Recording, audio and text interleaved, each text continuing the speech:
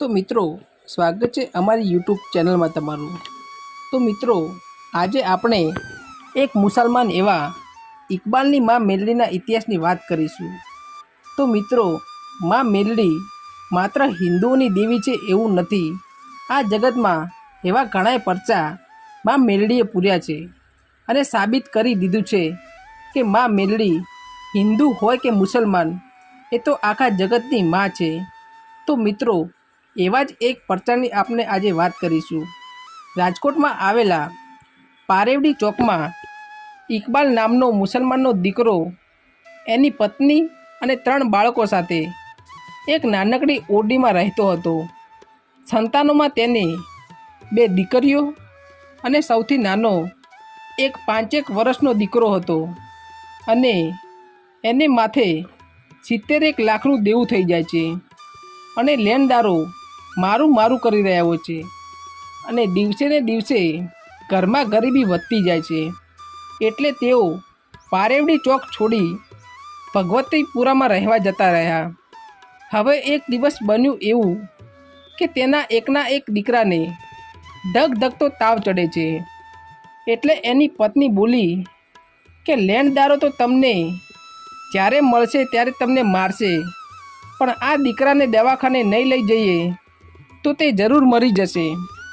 આમ કહી માથે મીઠાના પાણીના પોતા મૂકીને દીકરાને સાયકલ ઉપર લઈને લેણિયાથી છુપાવીને સરકારી દવાખાને લઈ જઈ રહ્યો હોય છે। ત્યાં તો તેને લેણદારો તેને જોઈ ગયા અને પકડીને પૂછ્યું, તું પૈસો ક્યારે આપવાનો છે? અને પૈસા લીધા વગર તો તને નહીં જવા દઈએ। આટલું સાંભળી અને ઇકબાલ અને તેની પત્ની લેણદારોના પગમાં પડી અને અરજ કરતાં કહે છે કે અમે તમારા પૈસા જરૂર આપી દઈશું, પણ આજે અમારો દીકરો સખત બીમાર છે અને ધગધગતો તાવ ચડ્યો છે।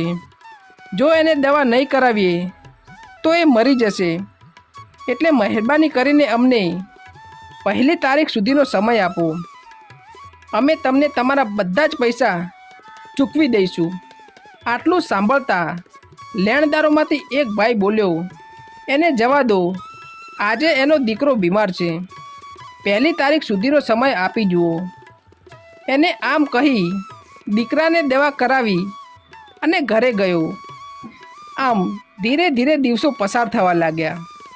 ઇકબાલના ઘરે ગરીબીએ પરોડો લઈ લીધેલો અને રોજ ઇકબાલ મનમાં ને મનમાં ચિંતા કરવા લાગ્યો કે આટલા બધા રૂપિયા લાવીશ ક્યાંથી? એવામાં એક રાત્રે ઇકબાલના મનમાં વિચાર આવે છે કે લેણદારોને હાથે મરવું એના કરતાં હું જાતે જ મરી મારી જિંદગી ટૂંકાવી દઉં। આમ મરી જવાનો વિચાર કરે છે અને ઉઠીને એની પત્ની અને બાળકોને જોઈને રડી પડ્યો અને રડતી આંખે ઝૂંપડીની બહાર નીકળી ચાલતો થઈ ગયો। ચાલતા ચાલતા પારેવડી ચોકે પહોંચે છે। આ પારેવડી ચોકની વચ્ચે માં મેલડીની નાનકડી ડેરી હતી। અંદર મેલડી માનો ફોટો રાખેલો હતો। ઇકબાલ આ ડેરી પાસે આવીને માં મેલડીને જોઈને રડતા રડતા બોલ્યો, હે માડી, તું હિન્દુઓની દેવી છે। હે માં, તું હિન્દુઓના કામ તો કરે જ છે, પણ આજે માડી તારે આ મુસલમાનનું કામ કરવાનું છે। હે માડી, હિન્દુ કેવી રીતે પગે લાગે છે એ તો મને નથી આવડતું। આખી જિંદગી મેં સલામ જ કરી છે।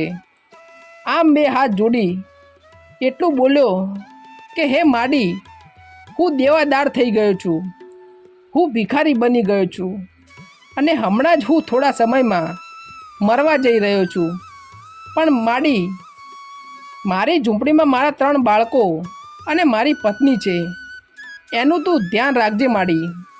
મારું દેવું ભરી દે એવું તો નથી કહેતો, પણ મારી પત્ની બાળકોને લઈને નીકળે ને તો ખાલી તેનું ધ્યાન રાખજે માડી।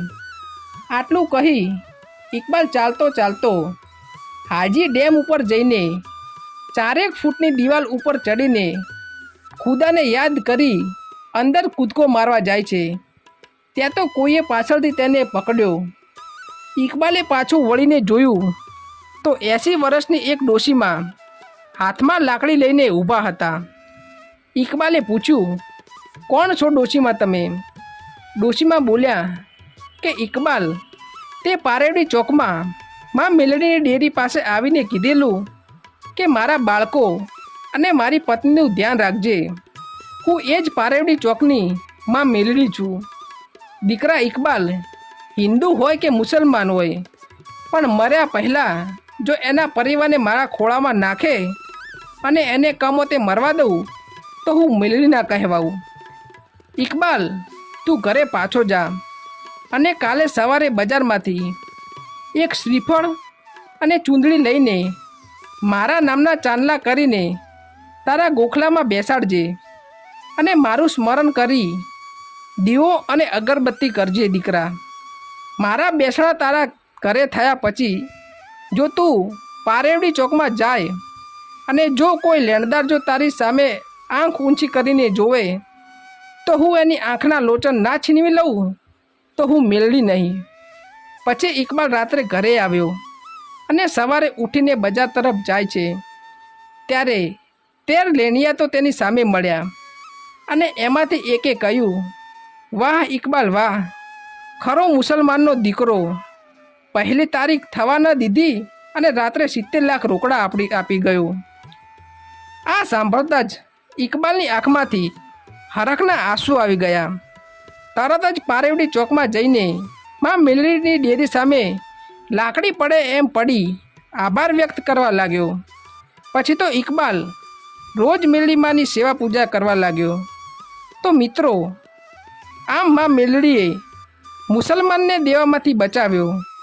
તો મિત્રો, આવા જ ઇતિહાસના અવનવા વિડીયો જોવા માટે અમારી આ યુટ્યુબ ચેનલને સબસ્ક્રાઈબ કરવાનું ના ભૂલશો.